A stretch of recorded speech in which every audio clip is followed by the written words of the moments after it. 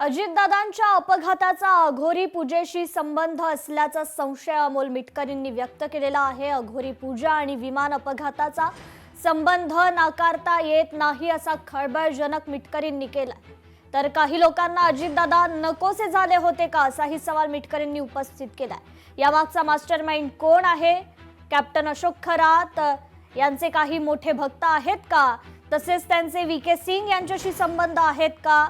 असे अनेक सवाल उपस्थित करत या सर्व गोष्टींची एसआयटी तपासातून चौकशी झाली पाहिजे अशी मागणीही मिटकरी यांनी केली।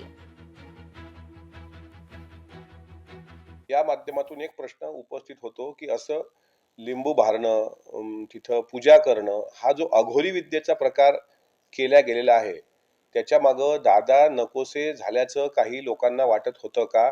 आणि त्याचा मास्टर माइंड जो असेल तो या बाबाचा भक्त होता का? म्हणजे हा जो लिंग पिसाड भामटा आहे ज्याचं नाव कॅप्टन अशोक खरात आणि त्याचे मोठे मोठे भक्त आहेत ते महाराष्ट्राच्या समोर आलेले आहेत आणि त्याचा एक फोटो मी पण ट्विट केलाय VSR व्हेंचर या विमानाच्या सोबत। म्हणजे व्हीके सिंग सोबत सुद्धा हा त्याचा तो गुरु शिष्याचं नातं होतं का? आणि त्याच्या सांगण्यावरून मग यांनी सल्ला देऊन कोणी तो अघोरी प्रकार घडून आणला? एसआयटी मध्ये याचा सुद्धा तपास झाला पाहिजे, कारण बऱ्यापैकी ही अघोरी पूजा आणि दादाचा विमान अपघात याचा संबंध नाकारता येणार नाही। वसईत 2 महिलांवर हल्ला झालाय। गोराई नाका हवाई पाडा परिसरातील ही घटना आहे। घटनेचा व्हिडिओ सोशल मीडियावर व्हायरल झालेला आहे। तर दोषींवर कठोर कारवाई करण्याची मागणी होतीये नागरिकांकडून। घटनेचा निषेध व्यक्त करण्यात आलाय।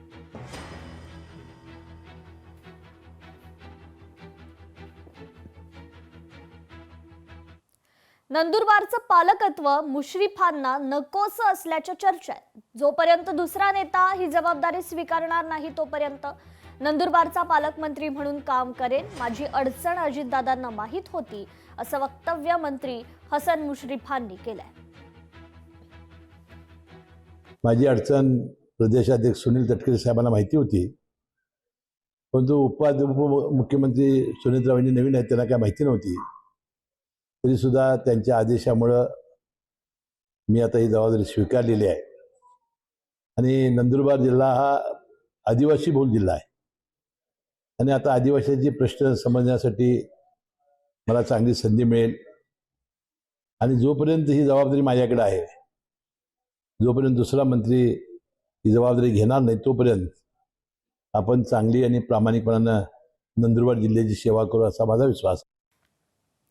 आखाती युद्धाचा विमान कंपन्यांना फटका बसलाय। विमान कंपन्यांना दररोज 200 कोटींचा फटका बसतोय। हवाई निर्बंधांमुळे विमानांना वळसा घालून जावं लागतंय, तर युद्धामुळे अमेरिकेशी जोडणारा प्रमुख हवाई मार्ग बंद झालाय। विमान कंपन्यांचे दररोज 150 ते 200 कोटी रुपयांचं नुकसान होतंय।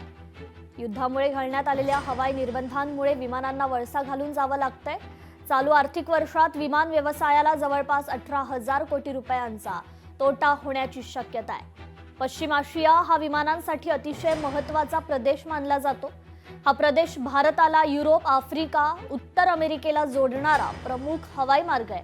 मात्र युद्धामुळे अमेरिकेशी जोडणारा हा प्रमुख हवाई मार्ग बंद करण्यात आलाय।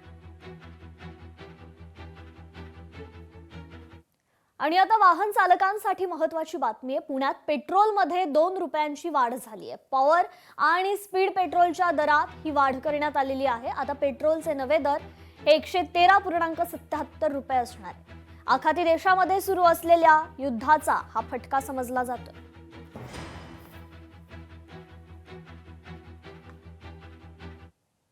सुषमा अंधारे यांची 11 वाजता पत्रकार परिषद आहे। पुण्यात ही पत्रकार परिषद होणार आहे। आता सुषमा अंधारे रुपाली चाकणकर यांच्या राजीनाम्यावर काय बोलणार याकडे मात्र लक्ष आहे।